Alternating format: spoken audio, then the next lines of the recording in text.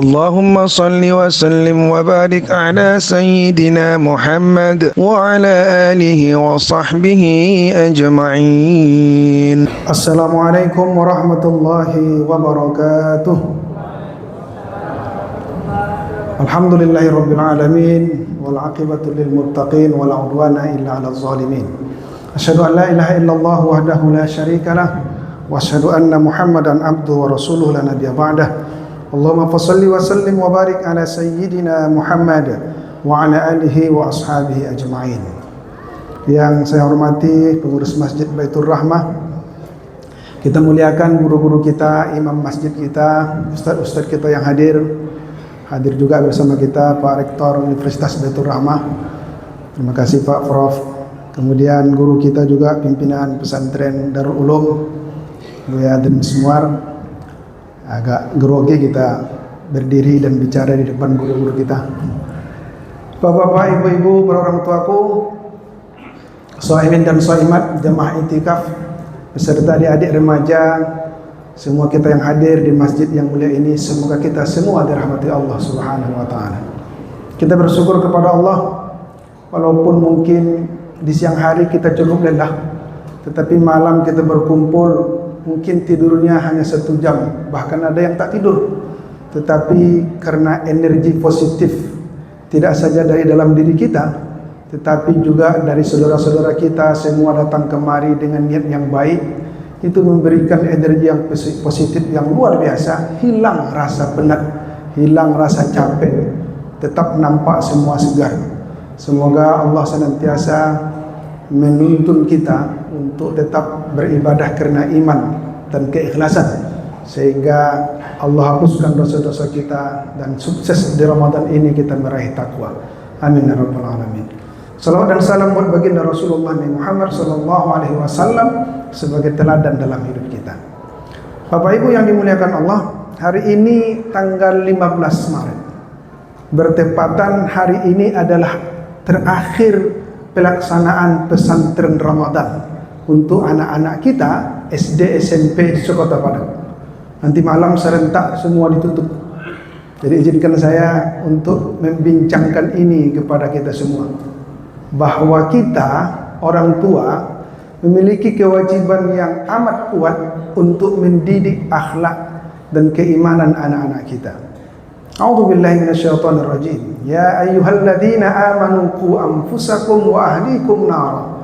Hai orang-orang beriman, jagalah dirimu, tidak saja dirimu sendiri, tapi juga kamu berkewajiban untuk memelihara, menjaga, mendidik anak keluargamu agar jangan sampai terjerumus masuk dalam neraka.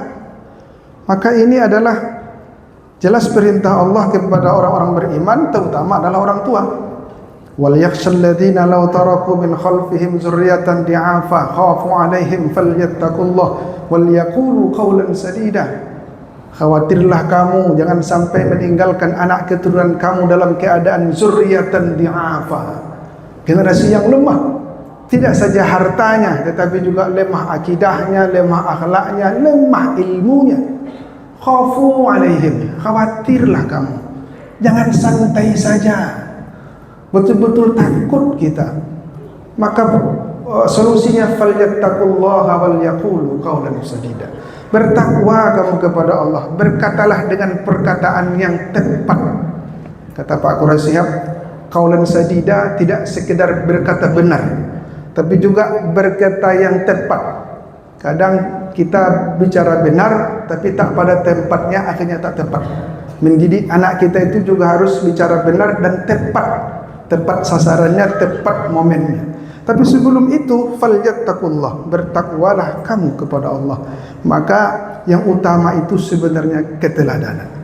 Bapak Ibu, apa kaitannya dengan pesantren Ramadan yang saya bicarakan di awal tadi? Sudah 20 tahun lebih, tahun 2004 mulai. Sekarang 2026. Sudah lebih 20 tahun pesantren Ramadan itu. Dan sudah banyak kita menyaksikan hasilnya, signifikan atau tidak. Bagaimana kira-kira Bapak Ibu? Di Ramadan anak-anak itu ramai ke masjid, tapi pasca Ramadan, jangankan selesai Ramadan, selesai pesantren Ramadan, lengang tuh masjid. Apa masalahnya sebenarnya? Ini tahun ini mudah-mudahan lebih baik daripada sebelumnya, karena ada pakai barcode sekarang. Anak-anak datang ke masjid diminta pakai barcode. 2 bulan sebelum Ramadan sudah mulai ramai. Alhamdulillah. Mudah-mudahan ini berlanjut. Tetapi ini kan juga kebijakan yang diambil oleh wali kota kita, Pak Fadli Amran, bersama Buya Meg Gus Nasir. Alhamdulillah, semoga Allah tetap menjaga beliau berdua, diberikan hidayah, kekuatan untuk memimpin Kota Padang, mengembalikan kejayaan Kota Padang ini sebagai kota pendidikan, terutama yang melahirkan tokoh-tokoh muslim kaliber dunia. Mudah-mudahan ke depan seperti itu. Bapak Ibu yang dimuliakan Allah, ini kalau sekedar top down dari atas, tetapi masyarakat tidak mendukung nyata, maka hasilnya juga tidak akan maksimal.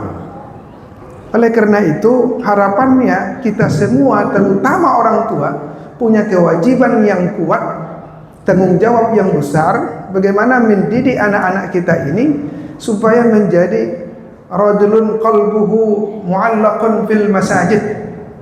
Bagaimana mereka memiliki hati mereka itu tergantung kepada masjid. Makanya tahun ini, sebenarnya sejak tahun kemarin, tapi masih formulasinya belum kuat. Insya Allah tahun kedua cukup kuat.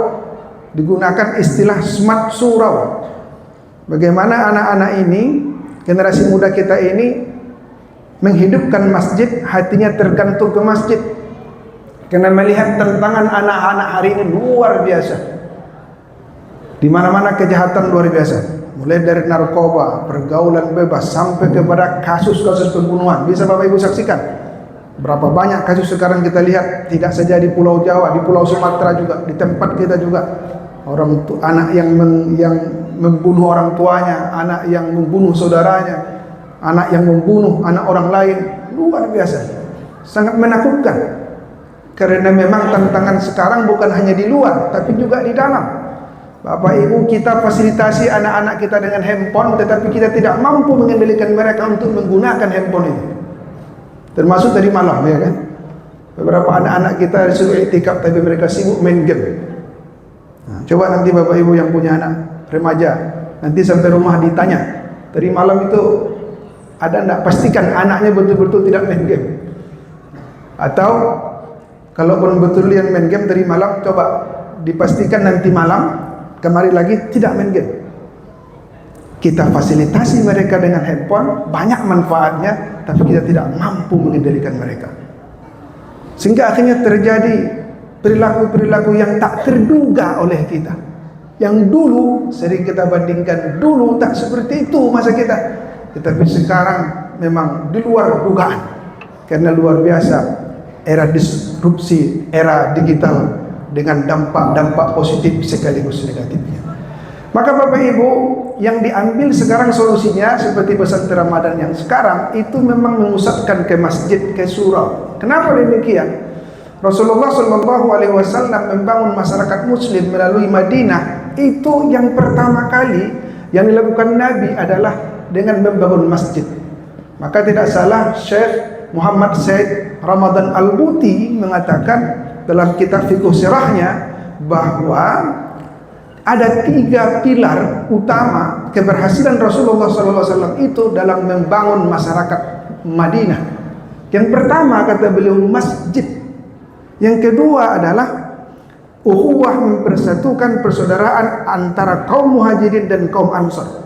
Dan yang ketiga adanya konstitusi piagam Madinah, sehingga merekat persatuan masyarakat yang di bawah kepimpinan Nabi Muhammad SAW. Tapi untuk ukhuwah muhajirin dan ansar tetap itu pusarnya adalah masjid. Padahal masjidnya ketika itu sebenarnya sangat sederhana, jauh sangat sederhana dibanding masjid yang semegah ini. Kalau Bapak Ibu berkunjung ke Mekah, apakah haji atau umroh, di depan Masjid Nabawi itu, di depan sebelah kanannya ada Museum Madinah. Masuklah ke sana, lihat bagaimana maket gambaran Masjid Nabawi era Rasulullah SAW. Sangat sederhana, dibangun dengan bata-bata, batu-batu bata besar, lalu kemudian ada tiang-tiang, di tiangnya dari pohon kurma, atap-atapnya juga dari kurma. Itu pun cuma bagian depan. bagian belakang kosong. Kalau hujan maka mereka pasti kebasahan, tetapi kan jarang hujan di sana. Tetapi disitulah bermula Nabi Muhammad SAW membangun peradaban umat Islam itu sendiri. Di Minangkabau juga jamak kita mendengar, bahkan kita semuanya sepakatlah, umumnya sepakat. Kejayaan Minangkabau itu melahirkan banyak tokoh-tokoh yang luar biasa. Pendiri bangsa ini, pahlawan-pahlawan sebelum merdeka, itu karena produk surau. Karena orang Minang itu, laki-laki terutama, kalau dia tak ngompol lagi dan dia tidak punya istri, pasti tidur di surau. Dan ternyata surau tidak sekedar tempat persinggahan tidur, tetapi di surau terjadi proses pendidikan Islam yang luar biasa. Mahmud Yunus dalam sejarah Islamnya, pendidikan Islam, dia ungkapkan setiap surau itu paling tidak mengajarkan Al-Quran dan salat berjamaah, terutama malam, maghrib, isya dan subuh. Bahkan masjid juga berkembang sebagai tempat komunikasi antara perantau dengan anak-anak yang ada di situ, sehingga terjadi pembinaan entrepreneurship, kewirausahaan. Di surau juga terjadi pembinaan pendidikan spiritual. Banyak surau yang berfungsi sebagai lembaga tarekat, seperti di daerah Pariaman berkembang Syattariyah, di daerah Darek berkembang tarekat Naksabandiyah, Samaniyah dan seterusnya. Luar biasa ketika itu.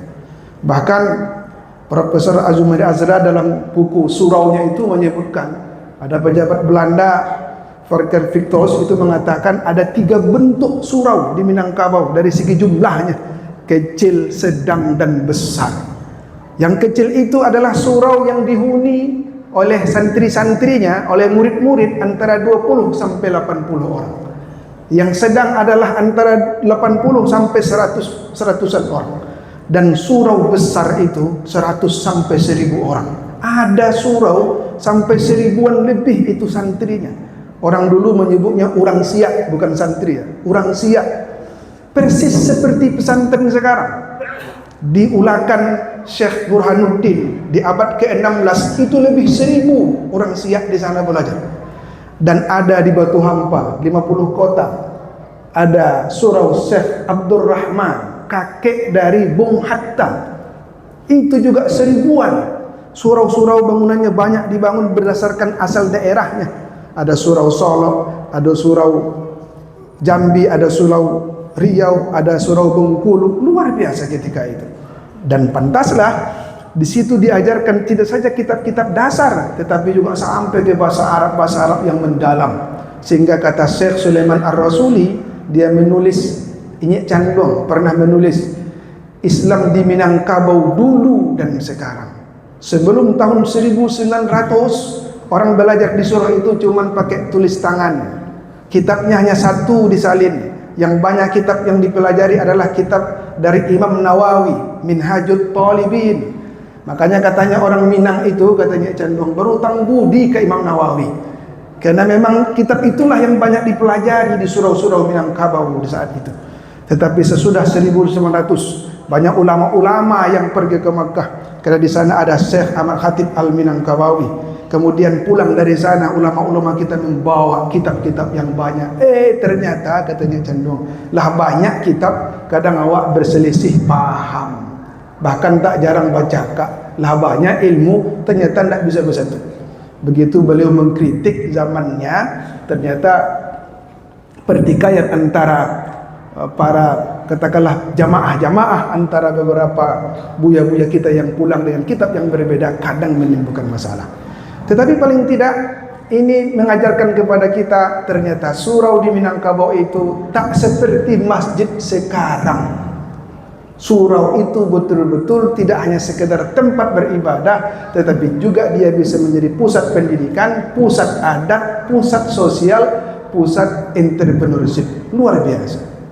Oleh karena itu bagaimana kita mengembalikan? Kalau sekarang mungkin tak bisa mengembalikan persis seperti dulu. Kita harus tidur di surau, tetapi kita lakukan transformasi, kita lakukan pengembangan, ada penyesuaian dengan konteks zaman sekarang.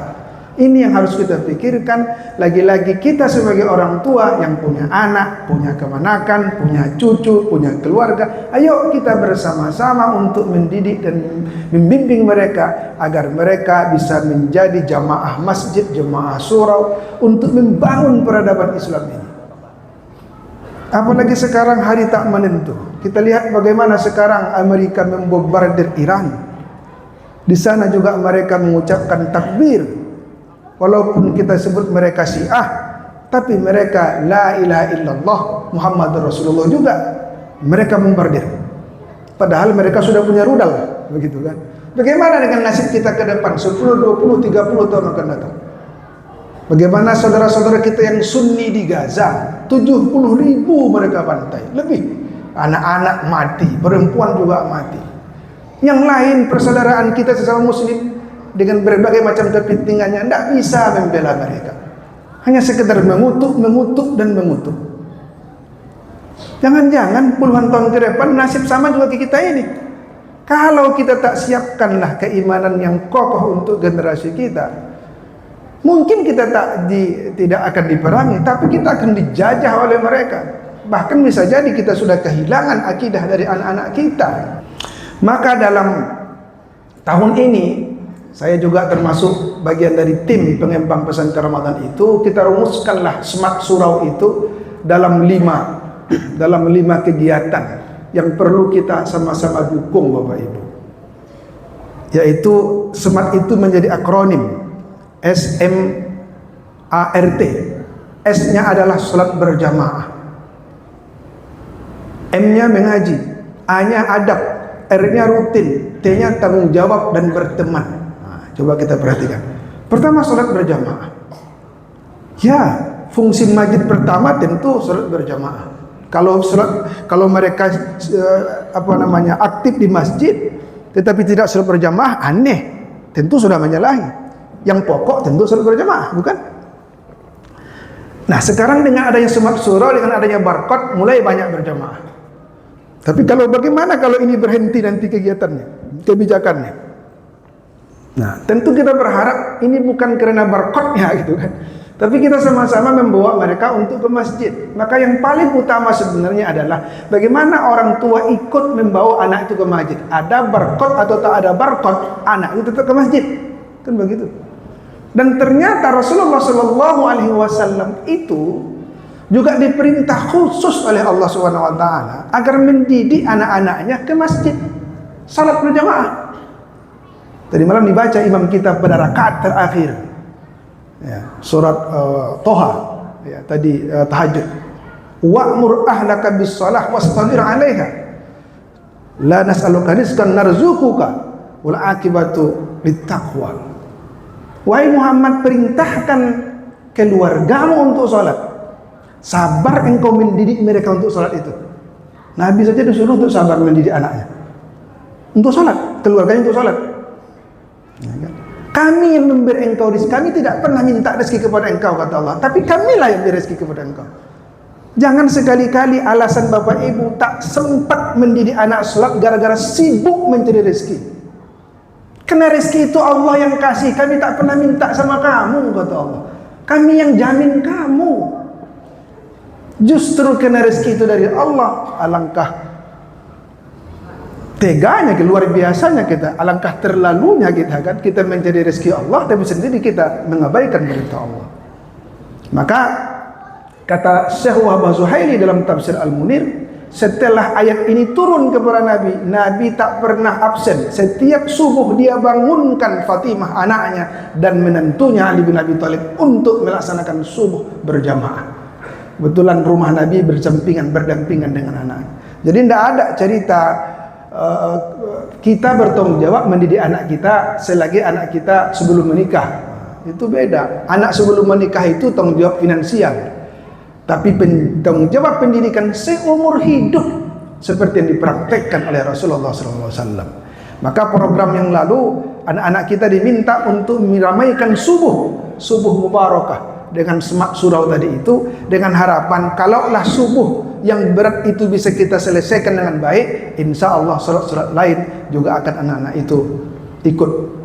Bapak Ibu kaum muslimin yang dimuliakan Allah, ibnu Ummi Maktum, mungkin sudah sering dengar namanya. Sahabat yang buta matanya. Dia mengadu kepada Rasulullah, aku tak ada kawan untuk menuntunku ke masjid, sementara mataku buta, bolehkah aku tidak sholat berjamaah ke masjid? Kata Nabi, hal tasma'un nida, tadangan tak azan? Naam, ku dengar. La ajidu laka rukhsah, tidak ada keringanan bagimu. Seorang sahabat yang buta bisa berjalan ke masjid, tak ada penuntun, tetap juga Nabi suruh ke masjid. Bagaimana dengan kita? Itu yang pertama, sholat berjamaah. Yang kedua, mengaji. Mengaji apa yang dimaksud? Baca Al-Quran, kemudian juga mengkaji, mendalami Al-Quranul Karim. Kita selalu bangga menyebut kita adalah masyarakat yang berfalsafah, adat basan di syarak, basan di kitabullah. Tetapi bagaimana wujud kitabullah yang kita sebut sebagai sandi itu? Prihatin kita, ternyata walaupun MDA, TPQ sudah banyak di Kota Padang, ternyata temuan dari guru-guru agama kita, anak-anak SMP itu, hanya 40% yang dikatakan layak baca Al-Quran. Kemarin terkejut kita, seperti aib, tapi kan sudah dirilis oleh Kementerian Agama. Guru-guru agama kita dites bacaan Qurannya, itu hanya 58% dikatakan belum layak menjadi guru Al-Quran untuk anak-anak kita. Memperhatikan, membaca saja kita tak tuntas, apalagi untuk memahaminya. Padahal yang dikatakan literat itu adalah orang yang paham, ya kan? Orang bisa membaca, dia paham, lalu berpengaruh pada perilakunya.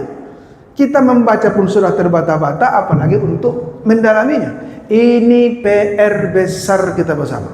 Kita berharap Masjid Baitur Rahmah lebih banyak mengembangkan ide-ide kreatifnya untuk bisa membumikan Al-Quran. Kalau meminjam istilah Pak Quraisy, membumikan Al-Quran. Saya kira Baitur Rahmah ini akan menjadi sejarah, di mana kita setiap malam di Ramadan membaca 1 juz tarawihnya, 3 juz di 10 akhir Ramadan. Ini sejarah. Tapi kita berharap tidak berhenti sampai di sini saja, tetapi ada upaya-upaya yang lebih dari itu. Kita lihat kemarin ada pesantren Ramadan juga untuk para mahasiswa. Mungkin untuk masyarakat lebih kompleks lagi. Ternyata belajar Quran tak sekedar membaca, Bapak Ibu. Paling tidak ada 7 tingkatan. Membaca disebut tahsin atau tartil. Di atas itu tilawah, pahami maknanya. Sudah tilawah, tahfiz, hafal ayat-ayat itu. Sudah tahfiz, tafsir, pahami maknanya lebih mendalam lagi, tak sekedar paham. Sudah tafsir, tadabbur, renungkan. Sudah direnungkan, tatbik, amalkan. Sudah diamalkan, taklim, terus menerus, jangan berhenti mempelajarinya, amalkan lalu ajarkan. Khairukum man ta'allama al-Quran wa 'allamahu. Insyaallah di tahun ini mudah-mudahan program Pak Wali juga akan berjalan dengan adanya MDTW dan TKA, Madrasah Diniyah Takmiliyah Wusta atau Taklimul Quran lil Aulad, untuk anak-anak SMP sekota Padang harus ke masjid melanjutkan TPQ-nya. Satu mata pelajaran yang sudah kita rancang walaupun sangat sederhana, yaitu bahasa Arab Al-Quran. Kita berharap memperkenalkan anak-anak remaja kita bahasa Arab sederhana supaya dia tahu baca Quran. Paling tidak minimal tahu dia ketika imam baca ayat Quran, ini tentang neraka, ini tentang surga. Tadi malam imam kita menangis membaca ayat-ayat tentang neraka. Paling tidak itu kan. Kalau bisa tentu dia paham apa yang dibaca, luar biasa. Kemudian yang ketiga, adab. Bagaimana kita mendidik adab anak-anak kita? Mendidik adab itu orang tua tanggung jawab utama, tapi semua kita. Seperti kasus yang tadi malam, ada anak-anak yang main game. Siapa yang berani untuk menegur? Ternyata kita cuek. Sosial kita semakin melemah. Nanti kalau ditegur dia marah, orang tuanya marah, ada rasa ketakutan. Ini kalau dibiarkan bahaya ini. Bukankah orang Minang itu sangat kuat kekerabatannya? Bahwa anak itu harus didik bersama-sama. Maka sebenarnya masjid menjadi pusat pendidikan adab. Baru sepekan yang lalu kita kehilangan tokoh besar pendidikan Islam, Syekh Muhammad Said Naqib Al-Atas. Dia lama besar di Malaysia, berkembang di Malaysia, lahir di Bogor. Dia juga keturunan Sunda, tapi dia juga ayahnya dari Hadramaut, ibunya orang Malaysia. Dia mencoba untuk mengkritisi pendidikan kita selama ini. Tahun 77 dalam konferensi Bank Islam di Mekah, bahwa kita menyebut tarbiyah dan ta'lim. Dia kritik itu. Pendidikan seharusnya takdib, kata beliau. Takdib itu, pendidikan itu bukan hanya transfer ilmu, tetapi juga membentuk adab. Maka dia mengkritik pendidikan barat. Dia menulis buku yang sangat terkenal, Islam and Secularism. Maka dia menggagas istilah Islamisasi ilmu pengetahuan, seperti yang digagas oleh Ismail Al-Faruqi yang belum sempat proyeknya selesai, ditembak mati tanpa ada pengadilan hingga kali ini. Bahwa mereka mengkritisi ilmu-ilmu barat yang mengabaikan aspek-aspek rohani spiritual, hanya ilmu semata yang bersifat materialistik. Nah, kita kehilangan adab, kata beliau. Maka kembalikanlah pendidikan itu ke adab. Dalam bahasa Arabnya ta'dib, merujuk kepada hadis Nabi, adabani rabbi fa ahsana ta'dibi, aku dididik oleh Tuhanku, maka yang terbaik yaitu pendidikanku, karena Allah langsung mendidik adab untukku. Maka masjid menjadi tempat Nabi mendidik adab saudara-saudara, sahabat-sahabatnya. Saya belum menemukan ada tidak anak-anak yang dididik Nabi bersama Nabi ketika kecil, ketika dewasa mereka menjadi musuh Nabi. Tidak ada. Orang yang berinteraksi dengan Nabi tapi jahat itu orang-orang dewasa, seperti Abu Lahab, Abu Jahal. Karena dalam psikologi agama, ketika usia orang sudah 40-50 tahun, sudah matang keberagamaannya, sulit untuk dibentuk, dirubah. Ada yang bisa berubah, tapi banyak yang bisa berubah. Itulah Abu Lahab, Abu Jahal itu. Tapi kalau anak-anak kita bentuk, insya Allah mereka bisa dirubah. Yang keempat, rutin. Dalam Quran surah Ali Imran 17, salah satu ciri orang bertakwa itu adalah qanut, al-qanitin. Ketaatannya dawamul alal ibadah, dia taat terus menerus. Tolong didik anak-anak kita, jangan hanya musiman ketika Ramadan saja. Sesudah Ramadan tetap kita didik anak-anak kita, semampu kita, semaksimal usaha kita, hingga ajal menjemput kita. Yang terakhir, tanggung jawab. Semua kita punya tanggung jawab sesuai dengan kapasitas kita masing-masing, supaya kelak di akhirat, di saat kita menghadap Allah Subhanahu wa taala, Allah tidak mempersoalkan apa upaya kita untuk mendidik anak-anak kita untuk mengabdi kepada Allah Subhanahu wa taala. Maka oleh karena itu Bapak Ibu semua, termasuk saya sendiri, mari kita senantiasa merenung di akhir Ramadan ini, di saat doa-doa pintu langit masih terbuka, jangan lupa berdoa kepada Allah. Semoga keluarga kita, anak-anak kita bisa kita didik menjadi anak-anak yang taat kepada Allah Subhanahu wa taala. Rabbana hab lana min azwajina wa dzurriyyatina qurrata a'yun waj'alna lil muttaqina imama. Ya Allah, anugerahkan aku istri, pasangan hidupku, anak-anakku, yang mereka itu menjadi penyejuk mataku. Kemudian jadikan kami imam bagi orang-orang yang bertakwa. Kata Syekh Hasan Al-Basri, setiap mukmin tiada kebahagiaan yang tertinggi dalam dirinya kecuali dia mendapatkan istri, pasangan hidup, anak-anak dan keluarganya yang taat kepada Allah Subhanahu wa taala. Itulah keinginan kita bersama. Banyak maaf, billahi taufik wal hidayah. Wassalamualaikum warahmatullahi wabarakatuh.